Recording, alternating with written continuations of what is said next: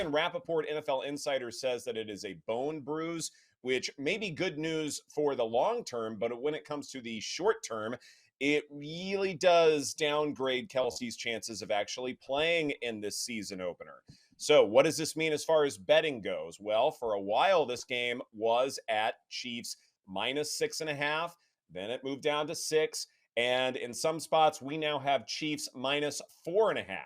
So, Joe, with this latest news, how should we bet on this game? How many times have we had the conversation, if you're not a quarterback, even the best pass rushers, even the best receivers, and I'm counting Kelsey in that conversation right now, they're worth a point. Well, that's all relative because you're not at the key number of 7 to start with. So you're at 6.5. You have the immediate adjustment down to 6, as I mentioned, and then you have what I would assume is a ton of sharp money that's being respected there. And it's fast down to 4, a 2.5 point move, Aaron. Even if you told me this was going to happen 24 hours ago, I'm not saying it's going all the way down to 4, even though it cuts through dead numbers. I get all that. Wow, is that an impact? And my first reaction is value. I mean, don't you have to take Mahomes if it's 4? Or what if it touches 3.5? Yeah, I mean, with Andy Reid and you've got Patrick Mahomes throwing to you, he's gonna spread the ball around. I think it is value on the Chiefs. However, I will admit when the news first came out, I decided to have a little fun, used a free bet on Lions money line because I'm not a professional bettor and I like to root for chaos. I would love to see the Lions beat the Super Bowl champs week 1.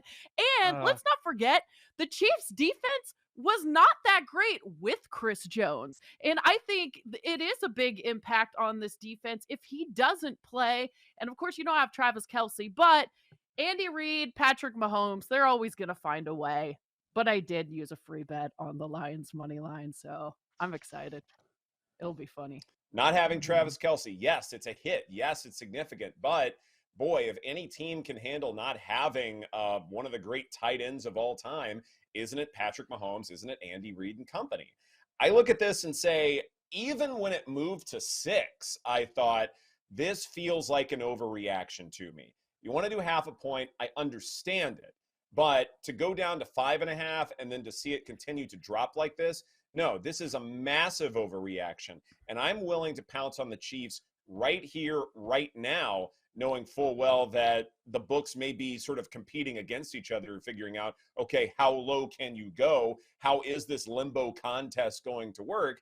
So maybe there will be a 3.5 out there. I'm not sure. But also, Joe, the biggest sin in all of this is we can't tease the game anymore. We can't take Lions half a point or something like that. Right. That's true.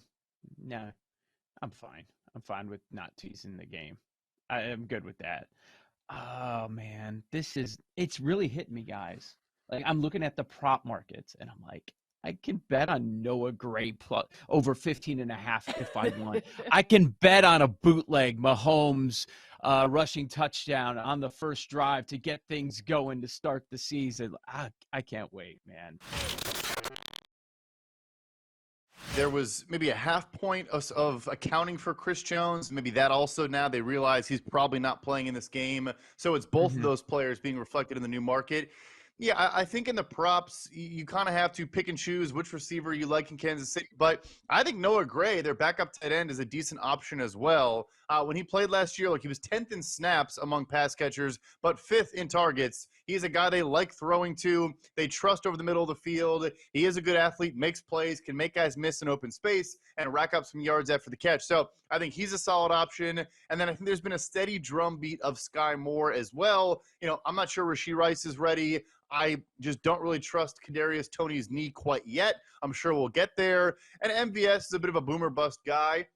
I think Sky Moore might be the receiver to target, this week. What about on the Lions side? We learned that Jahmyr Gibbs has some pretty big expectations for himself with 1,000 yards rushing and 500 receiving this season. Would you be looking at any of his props? Yeah, absolutely. I jumped on one of my favorite props already was his over receiving yards at 25.5 is what I got at. I think it's now at 30.5 or 31.5 at most books, but honestly still don't dislike it. I guess I'm not suggesting a bet where there's now 20% of value gone compared to where I got it at, but I think they are going to throw him the football a ton, especially the first 6 weeks without Jamison Williams. Not that Gibbs is a deep threat out wide, but just those targets need to go somewhere, and I think he's going to get a lot of them. You look at the Chiefs defense last year, they were number 1 in the NFL in allowing receptions to opposing running backs, and the Lions were number 2 in EPA per pass throwing over the middle. It's a perfect matchup for both Amon-Ra St. Brown and Jahmyr Gibbs. I think Gibbs is going to have a lot of receiving yards. If you're building SGPs, things like that, don't be afraid to go 50-plus, 60-plus receiving yards on Gibbs and get a lot of that value. Yeah, I took Texas plus 7.5, and a lot of thoughts on this game. Mainly, the reasoning for taking that bet is I power rated these teams pretty almost even coming into the season. Texas has a top 5 roster across the board and from top to bottom. Alabama had a lot of question marks on this team compared to most Alabama, starting with the quarterback position that you mentioned. And you also have to, there's some concerns about the secondary, lost a number of guys to the NFL. 2 starters got hurt last week. Their status will be worth watching this week. And Saban, for what it's worth, 2-5 against the spread as a favorite of under a touchdown. I think more amazingly, it's only happened twice since 2011. And this is the first time that it's ever happened against a non-conference opponent. Texas can, and look, I bet Alabama last week. I was super low in Middle Tennessee. I didn't really take much from that game. Just the talent discrepancy so big. But Middle Tennessee State was actually moving the ball a little bit and then just kept getting penalties, missed field goals, fumble, turnover, personal foul. Like, they really shot themselves in the foot, and then the game just got out of hand.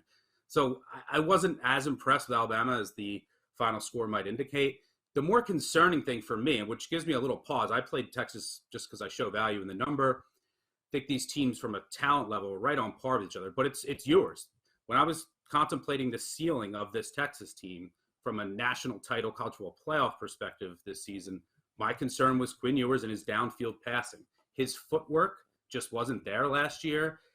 His mechanics, and that's something he had to work on in the offseason. You see last week, he goes, last year it was 38% on balls that traveled 15-plus yards downfield. Last week against Rice, 0 of 7. Not all of them were on him, and it's a small sample size, but his footwork looked a little wonky again. He missed Worthy on 2 open passes that should have been 2 more touchdowns. So like TCU did last year, they're going to say, viewers, beat us deep. This Alabama staff isn't dumb. And that's what TCU did to Texas. Texas couldn't do anything because Ewers couldn't complete the ball down the field. That's what Alabama's going to do. If Ewers can hit a couple deep early, that's going to open up everything else, and he'll be able to take advantage of an Alabama secondary that has some question marks and potential injuries. So I like the value I'd like it at 7, definitely if you can get a 7.5. And I'm going to be watching Ewers so closely and his deep ball accuracy, especially early on. I think that's the key to the game.